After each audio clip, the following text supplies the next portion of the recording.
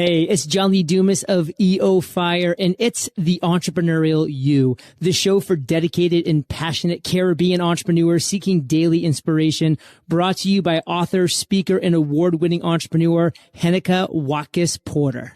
You must be prepared to ignite. Coming up on this episode of the Entrepreneurial You.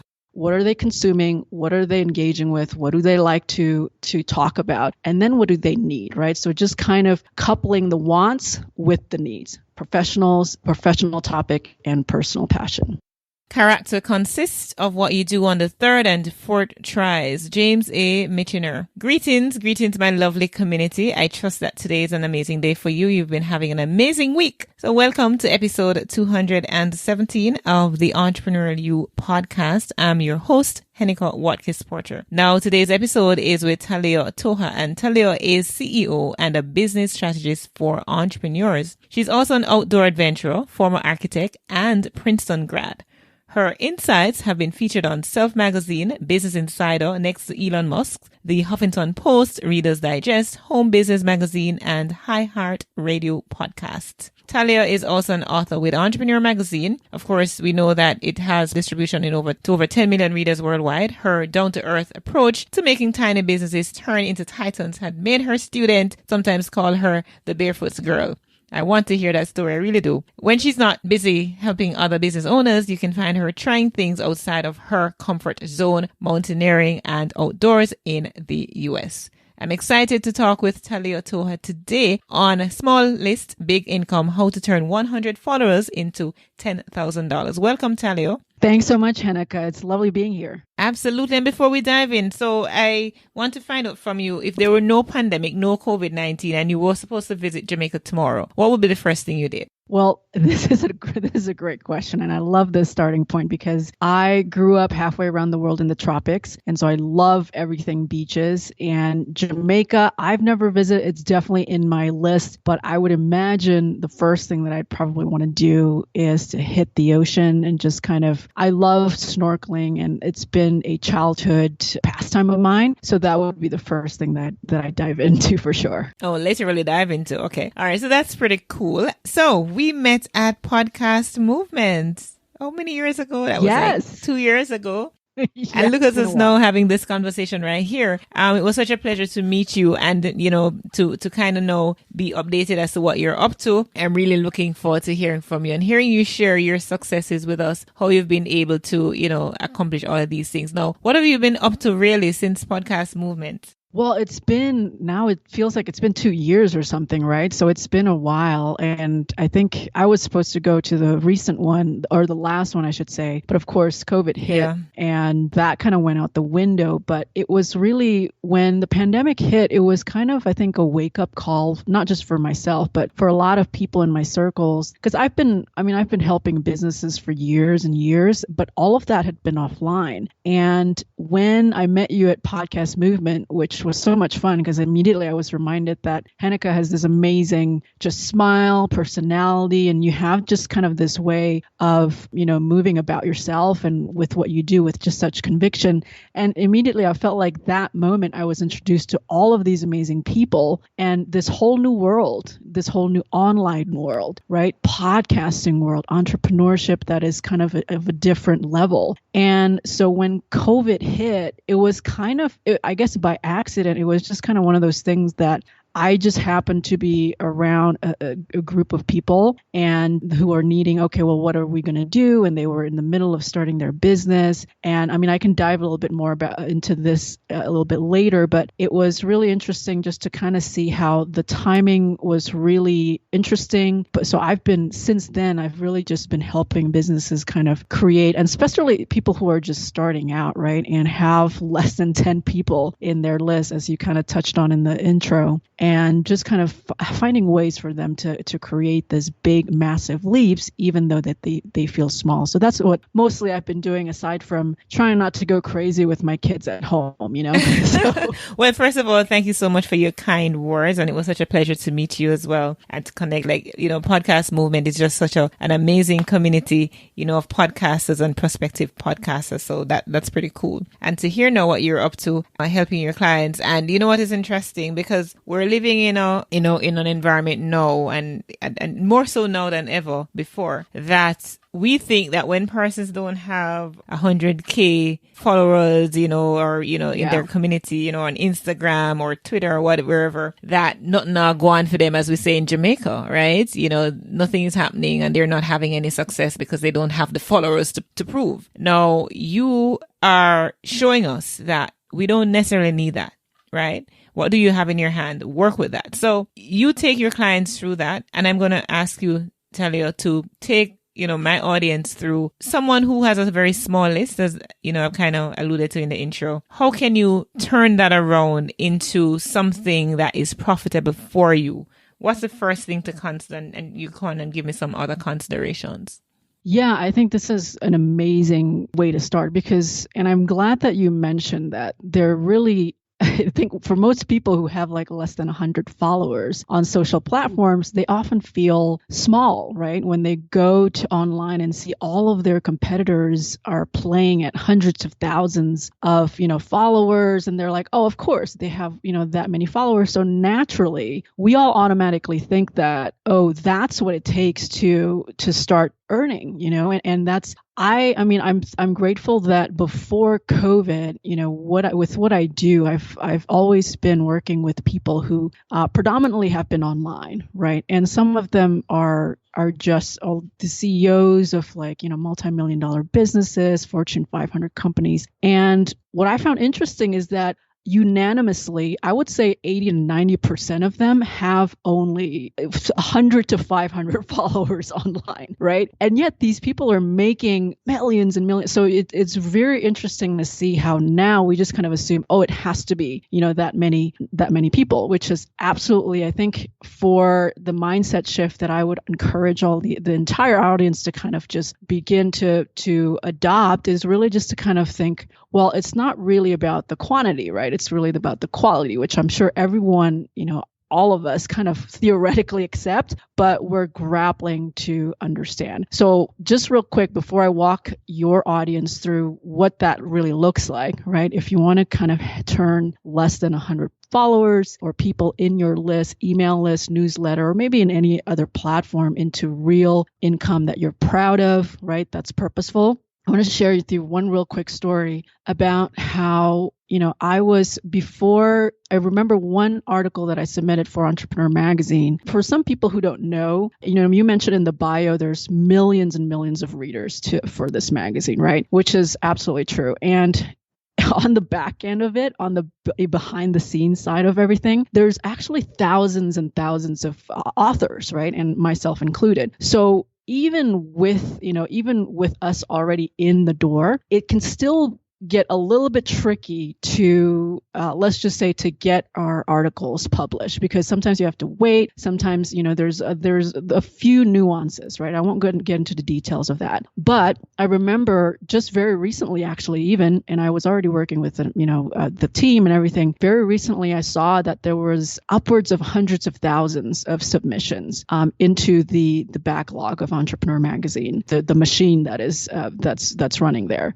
So that's a lot of things to churn, right? And Heneka, just because even just with your podcasting, right, there's a lot of things going on in the back end, and a lot of there's a lineup. So then how do you even stand out, right? How do you even stand out even if you already have your foot in the door? But if you don't have the foot in the door, how does that even work? And to me, just beyond the quality of your list, we want to kind of start thinking of creating small levers that will create a big impact, right? And I always talk about this. I mean, you guys are, some of your listeners are probably in Jamaica, and so you can probably relate to this. I always say that instead of just adding value, right, we want to think about how to become invaluable. And invaluable, of course, is you're becoming so valuable that people just cannot ignore you. And a lot of people who's been on your podcast, Seth Godin, right, Richard Branson, a lot of these people, they're not just like pushing, they're not just adding content, they're not just like sending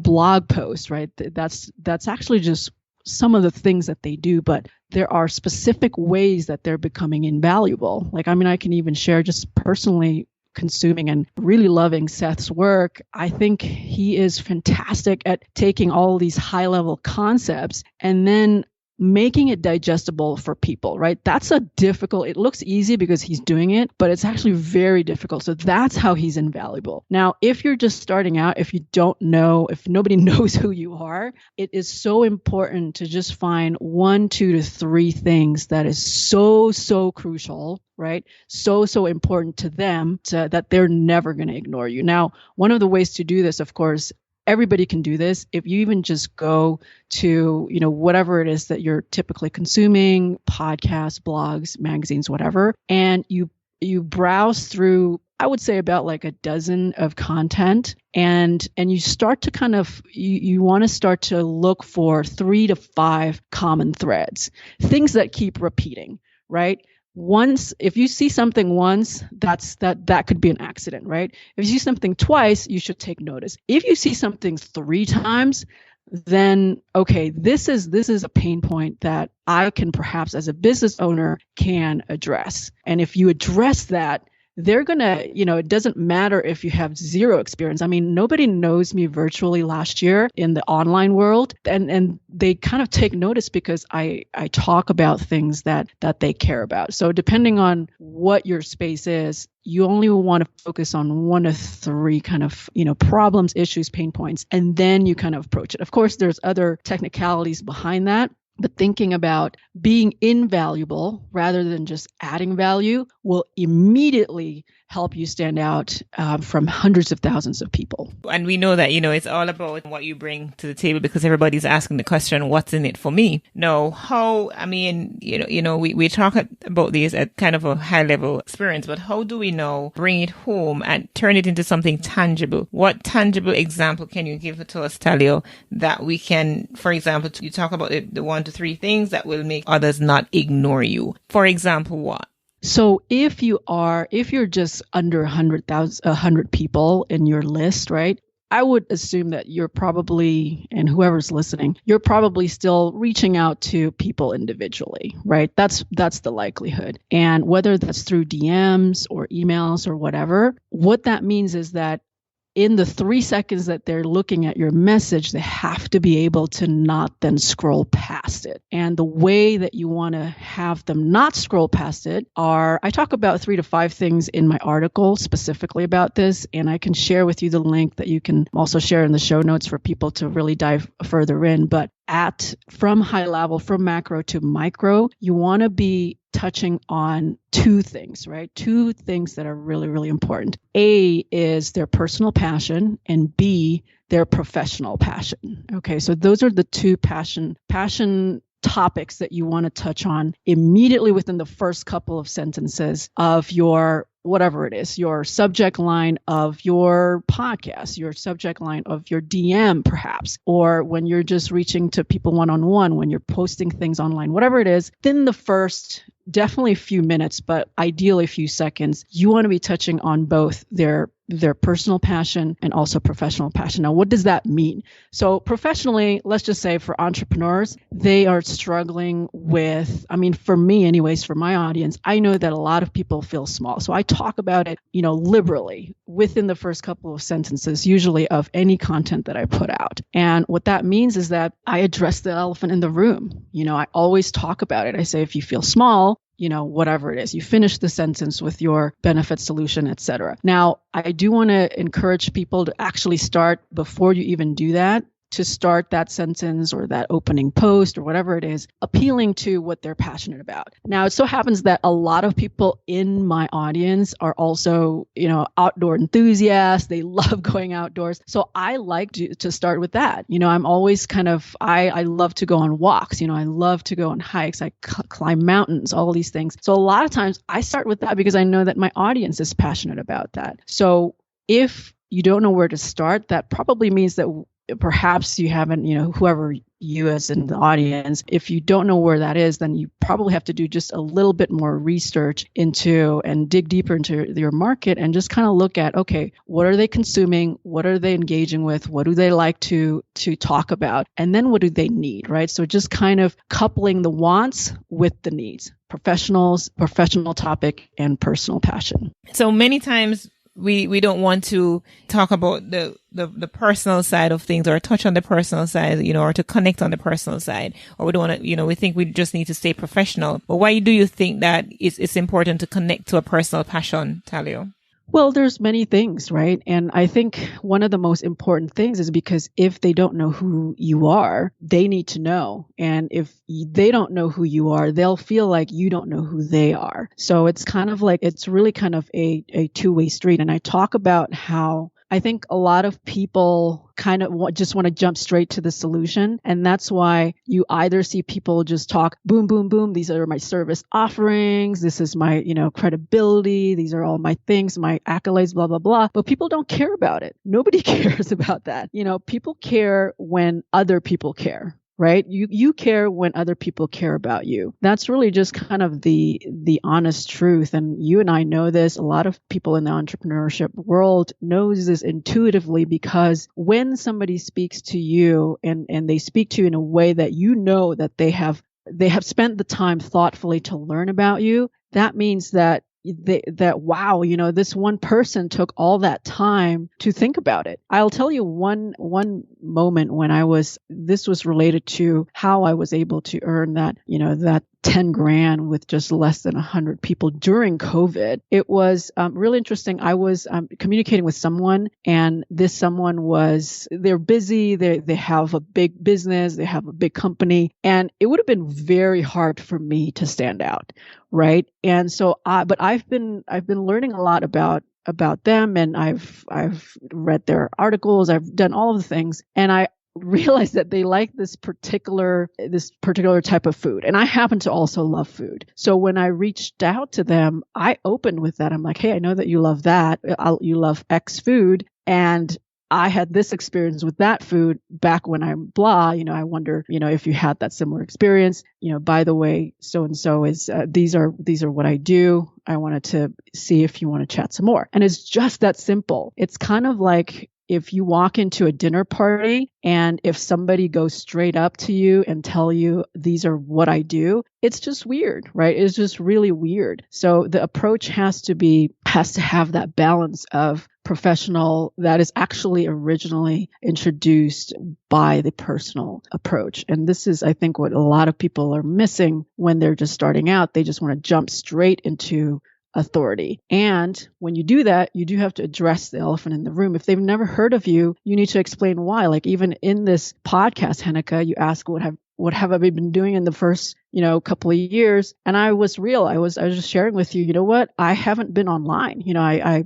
started everything offline. So this past couple of years is actually the first couple of years that I've been online. And that's why most people have never heard of me, and that's okay. I think people really appreciate that honesty, especially if they have never heard of you. Absolutely. I totally agree. I'm big on, authenticity and honesty and openness, big on that. So earlier, Thalia, you were talking about the how to, and you did mention, something as simple as the subject line.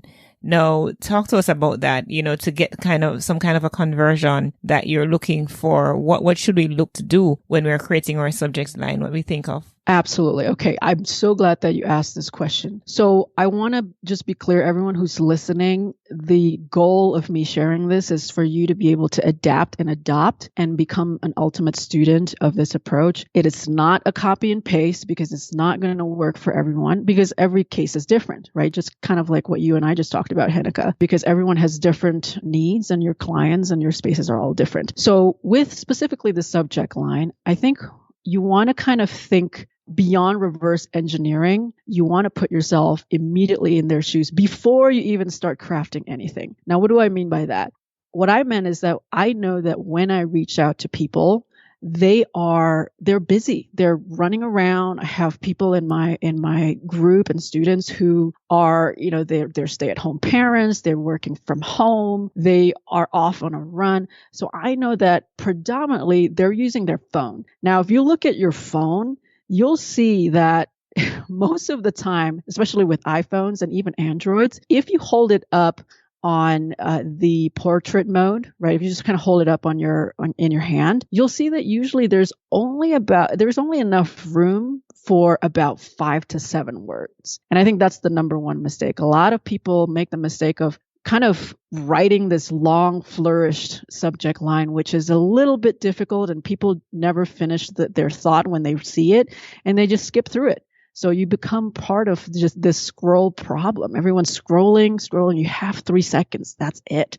3 seconds. So that's the first thing. Now, the second thing is going back to what you and I touched on with the subject line. You want to be sure that you are touching immediately on that kind of personal aspect or that professional aspect. So sometimes with subject lines, if let's say that the example of that person that I was connecting with we happened to share this similar love of a particular type of food. So I actually put that on the subject line. So, I would say thoughts on whatever food, right? I said thoughts on wings or whatever. And I put a question mark on it, right? And the goal is the goal is so that you're not clickbaity. The goal is so that you're not sleazy. The goal is so that you actually find A, common ground on a personal level, but also B, solving professional needs that they already know they have, that they might not have the answer to just yet. But that's later. So that's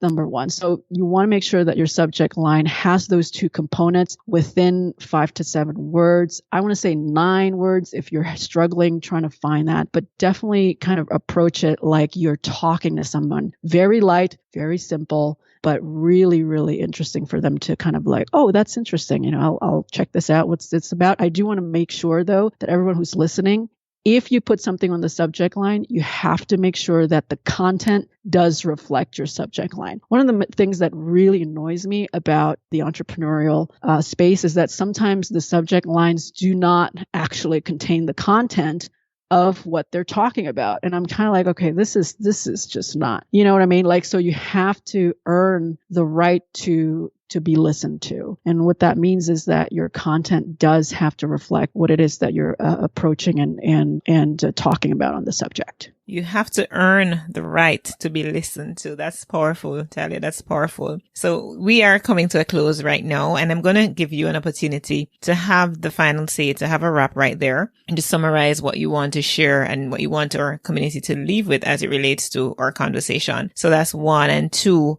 once you've done that, then share with us your contact details. How might my community reach out to you after this conversation? And I know you have something, a giveaway, a downloadable PDF that you want to share as well. So be my guest, literally and figuratively speaking, and take it away. Yeah, absolutely. So I think there's so many things that we can talk more about on this particular topic, and subject line really is just the tip of the iceberg. There are things like, okay, well, how do you exactly put together a group of just remarkable quality people in your list, in your community, on whatever platform, so that they really turn into impactful customers for you, so that you can then continue to serve bigger and bigger audiences. And so this is important, and I'm really passionate about this. So if you are right now, you're feeling like you're in that kind of zone of, I have less than 100 real people, followers, students, buyers, whatever. But I really want something to kind of make sure that in the next couple of months, I get to hit that whatever it is, that 1 extra grand, 10 extra grand, or whatever it is that your goal is. There are a few things that I want to give you, and this is a gift that I want to share with all of Heneka's listeners. And it's downloadable. You can read it today. You can read it tomorrow, whenever it is. You can go to goodgrowgreat.com/small to big purpose, small to big purpose. And Heneka, I'm sure, will share in the show notes as well. But in it has word for word scripts for really impressing, the impressive people without feeling like you have to act like someone else. Key growth shifts that you have to kind of take on before you kind of embark on this journey, so that you protect your time, right? So that you're not hustling to death, but also so that B, you're able to kind of share your message in a meaningful and impactful way. So those are some things I'm sure you guys will enjoy, and just download it. It'll be there for you guys to have in your pocket whenever you need it. Oh, absolutely. Thank you so much for that. What amazing conversation we've had, and you've been very insightful, very knowledgeable about, your area of expertise. And so I thank you, Thalia Toha. It has been my pleasure to host you on the Entrepreneurial You podcast. Amazing, Heneka. Thank you so much. Awesome. And thank you, my people former, for tuning into this episode with Thalia Toha. Of course, she said many, she's dropped many nuggets on us. But one of the things I want to leave with you is to remember that we need to earn the right to be listened to, right? Earn that right. It's not automatic. Yeah. I look forward to connecting with you next week. In the meantime, of course, you can connect with me for all things podcasting, whether it's my books or coaching, online course, or you want me to produce a podcast for you. Just go to HenekaWatkis-Porter.com and send me a WhatsApp from my homepage, and I will get right back to you. Here's my point of hope for this week. Let us not become weary in doing good, for at the proper time we will reap a harvest if we do not give up. Galatians 6 verse 9. Walk good. We needed to raise capital, but our experience with local financial institutions was that they were cautious and slow to act, and interest rates were far too high. We had real concerns about financing our business through outside equity investors and the possibility of interference. Could we get a fair valuation for our business? We had our own ideas about the business and its value. Should I go the traditional route of bank financing, or should I try the Jamaica Stock Exchange? So we made a call and experienced transformation of our business through conversations. I'm John Mafood, CEO of Jamaican Teas, and we're listed on the Jamaica Stock Exchange. Give us a call today at 876-967-3271 to begin your transformation through conversation. We want to see your company listed on the Jamaica Stock Exchange.